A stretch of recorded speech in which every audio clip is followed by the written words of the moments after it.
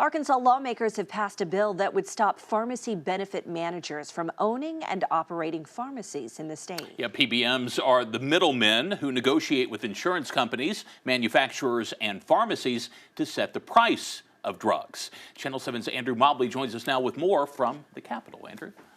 Arkansas is leading the charge in regulating PBMs, which the Federal Trade Commission says are inflating drug costs and squeezing local pharmacies that aren't affiliated with them.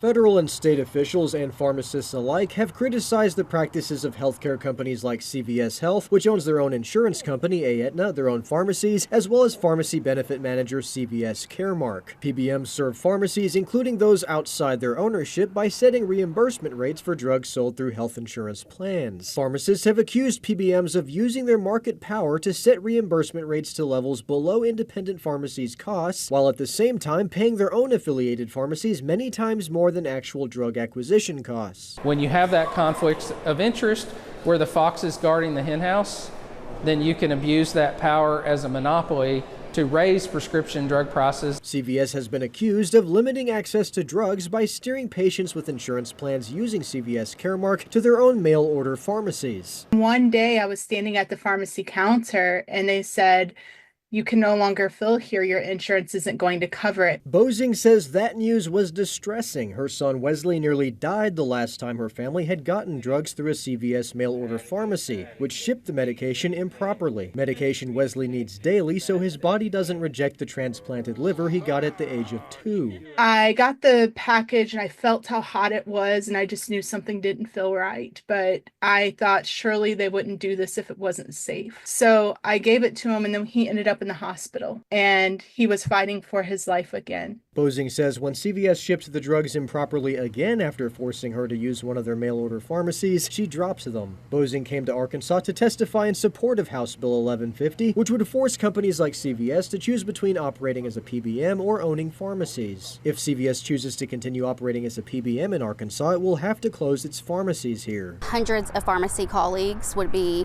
displaced.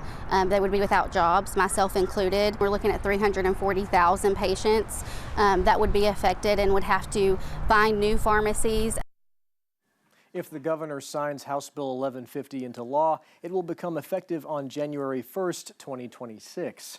On your side, I'm Andrew Mobley. Okay, Andrew, thanks so much. For more on this story and Arkansas's efforts to regulate PBMs, visit our website, katv.com.